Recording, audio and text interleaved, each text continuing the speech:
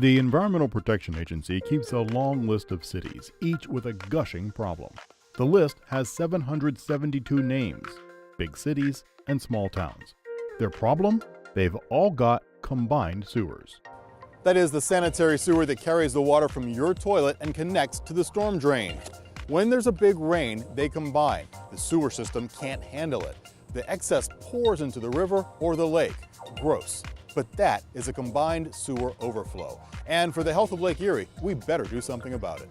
So if it's raining, it's a big deal. Here in Cleveland, we're spending $3 billion over the next 25 years just to fix it. $3 billion going into one big hole in the ground. Well, actually 7 big holes. East of downtown, they're digging the first of these, called the Euclid Creek Tunnel. There's a rock chopping machine at the bottom of that shaft, cutting a tunnel 24 feet in diameter and 3 miles long beneath Lake Erie. Just has a massive cutting head on it with a lot of teeth on it, or bits, that will rotate slowly and start to pulverize and chew into the rock. That's some of the rock after it's been chewed up. So when these are fully erected, they will be 360 degrees. They've got 2 more years to go before this tunnel can act as a giant holding tank for sewer overflow until the nearby treatment plant can process it. I think that this project is amazing, but it's going down below where no one will ever see it, but all will benefit from it in the end by improved water quality.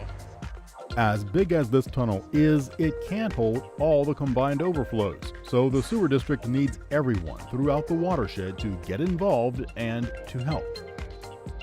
The best way to do that, think about this simple concept, perviousness. While most things in the city are impervious, pervious things soak up the rainwater before it hits the storm drain.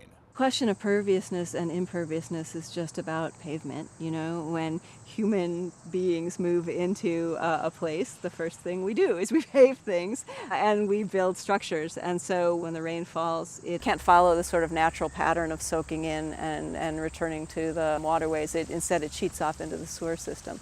Urban planner Terry Schwartz is in the Lower Kinsman neighborhood, the Forgotten Triangle, where there aren't many neighbors left. It's a problem area for causing sewer overflows. It's so impervious around here. With all the grass where houses used to be, you would think that would help catch more of the rainwater. But you'd be wrong. But unfortunately, the demolition process leads to a lot of soil compaction. So even though we have more and more vacant land, a lot of it isn't really helping in terms of the runoff. Solutions are in the works, creating what's called the green infrastructure. Here, urban farms break up the compacted soil, catch some of the rainwater, and make food instead of sewer overflows. Over at University Circle, a new hotel is growing up. Green infrastructure? It's in there. So this is the pervious paver that is being used for the driveway and the parking lot area here. Pervious pavers let the water get down to the sand underneath. That's an estimated 1 million gallons of water that won't get into storm drains from this 1-acre site every year. You know, it's sort of a smarter design as opposed to just throwing down some asphalt and striping it and putting cars on it. Help cutting down on overflows isn't confined to downtown. 5 miles as the crow flies from Lake Erie in South Euclid, an urban marsh now helps to cut down on runoff. 5 years ago, this was an ugly stormwater retention basin. Now, it's a green infrastructure showcase. You can see it from Victoria and Norbert Cohn's tea house. Before the wetlands was developed, it was an apocalyptical wasteland of concrete and field grass.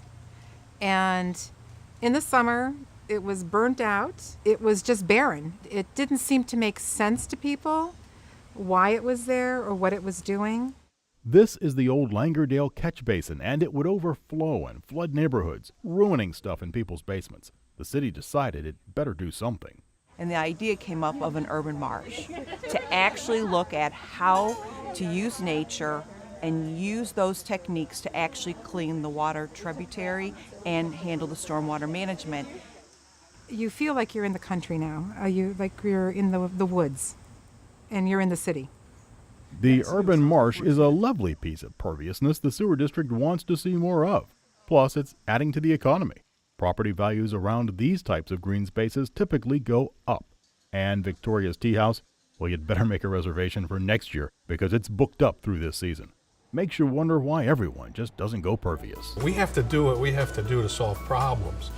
But the hope is we can create solutions that blend in with community objectives. Whether it's urban farms or other economic development opportunities, there's ways to do this. Control stormwater, but still create something for the community, and we're going to look aggressively at that aspect.